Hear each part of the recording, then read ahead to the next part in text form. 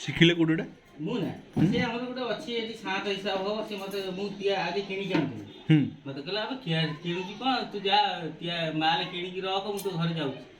ମୁଁ ଏଠୁ କହିଲି ନା ଘରକୁ ସିଏ ଆସିଲେନି ଖାଲି କହିଲା ଏତିକି ଏତିକି ଏତିକି ଏତିକି ପକେଇଦବୁ ହେଇଯିବ ଏଇଆ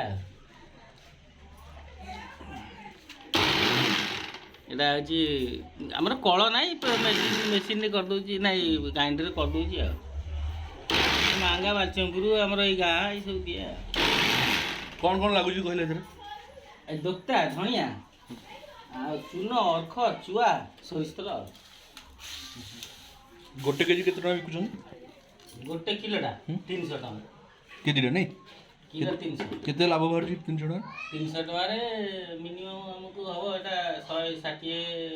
ଭିତରେ ଖର୍ଚ୍ଚ ପଡ଼ିଯିବ ଆଉ ତାପରେ ଜରି ଫରି ମଜୁରୀ ତେଲ ଖର୍ଚ୍ଚ ଯିବା ଆସିବା ଏଇଆ 100 ଟଙ୍କା ଲାଭ ବାହାରି ଗୋଟେ କେଜିରେ ହଁ 100 ଟଙ୍କା ବାହାରୁଥିବ ଆଭରେଜଟା 100 ଉପରକୁ ଯିବ କିନ୍ତୁ ଆଭରେଜଟା 100 ଧରିଥିବ ଠିକ୍ ଅଛି ଭଲ ଜିନିଷଟା କରୁଛନ୍ତି